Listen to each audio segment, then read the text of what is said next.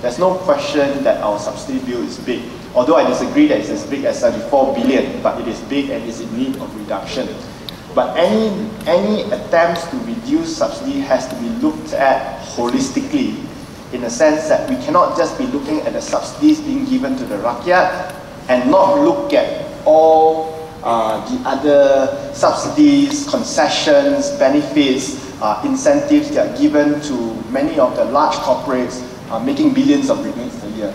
So if you just look purely at the subsidies alone to the rakyat, it needs to be reduced, but it also needs to take into account that the government must also take action in all the other aspects. The subsidy figure that we should be looking at should not be the figure 74 billion. We should be looking at two of the numbers that's provided by Datuk just now. One is the fuel and energy subsidy, which is 23.5 billion.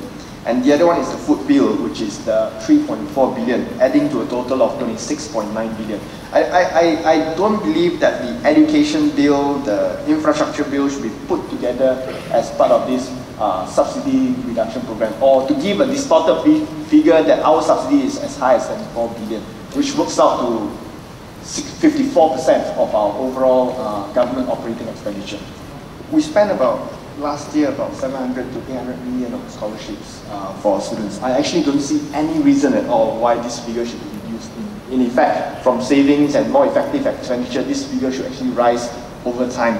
Our problem is, as per the slides that was mentioned just now, is a case of reducing wastages, reducing abuse in order to increase the effectiveness of our spend, especially in education. But I also like to repeat again, education is a public good, just like police. Police is not a subsidy. The police force is actually a public good that needs to be provided. Same thing for education. I would just like to go back a little bit, if the moderator would allow, with regards to the point that was raised by Datuk Idris Jaya just now, about the contracts being legacy issues, and as a result we can't do much about that, and therefore the companies, for example, the consumers will have to bear the brunt of the legacy mistakes done in the past. For example, gas subsidies that were promised to the IPPs, the toll concession contracts, the number of times they can increase toll rates, the type of returns they can get, and so on. I'd like to say 2 points there. One, by trying to adjust prices without dealing with the source of the problem, which is the subsidies, you are creating additional distortions. And the additional distortions will have long-lasting negative impact on our economy as well, just as much as the existing distortions that are present, like the subsidies. Your prices of goods go up unnaturally because you are actually having a portion given directly to middlemen, like for example IPPs, will result in an uncompetitive manufacturing economy. That's an example. Then number two, the point is, I actually disagree that it is impossible to negotiate or what they call arm twist the IPPs, the toll concessionaires into the table for discussion and to reduce rates. What is happening today is the government is not exercising some of the clauses within these concession agreements. Now, these concession agreements they fix, okay, every 3 years I can increase toll rate by 10%, example. Inside these agreements, many of these concession agreements, the government also have a right to take back this concession at a particular price, and not at the price that Datuk Idris mentioned just now. He mentioned that we need 300 billion to take over all the highways. I'll give a simple example. For the LDP, Leboraya Damansar Puchong, in the agreement, we follow to the letter of the agreement, okay? The government can take back this highway for the amount of 1.4 billion. And within 5 years of maintaining toll at current rates, okay, you will be able to recoup the cost of this highway.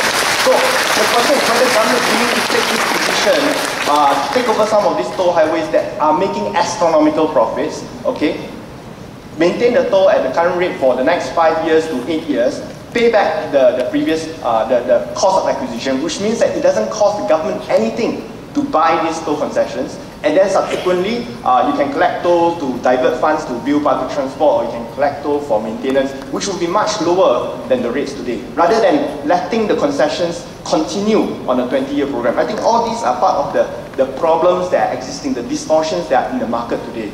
Datuk Idris mentioned that there's a 4.8 billion in terms of compensation being paid to the toll concessionaires. I don't understand why we are paying so much to these toll concessionaires, 4.8 billion.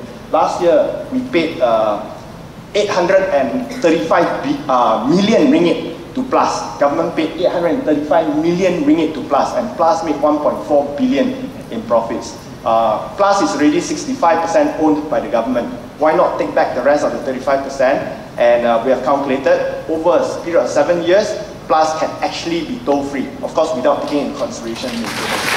So will the government do that? I mean, the government, now what is happening is they are protecting, to us, they are protecting some of these concessionaires without that at the same time trying to increase the cost on the consumers. Those are the points that we are not happy with. Petrol prices based on current crude oil price level of $68 US dollars per barrel.